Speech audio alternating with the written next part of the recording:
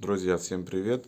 В продолжение темы укладки гипсового камня хотел вам продемонстрировать такой маленький уголок, уютненький людям сделали. Встроили туда электрический камин.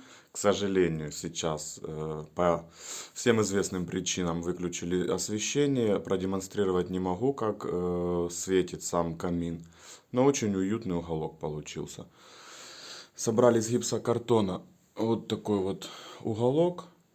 Крышечку накрыли ДСП, заказали в Даске распил.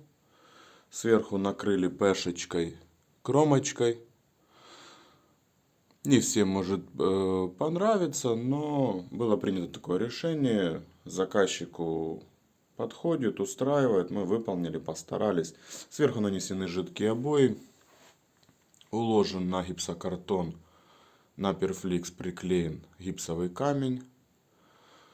Смонтирован камин, и получился очень красивый уголок.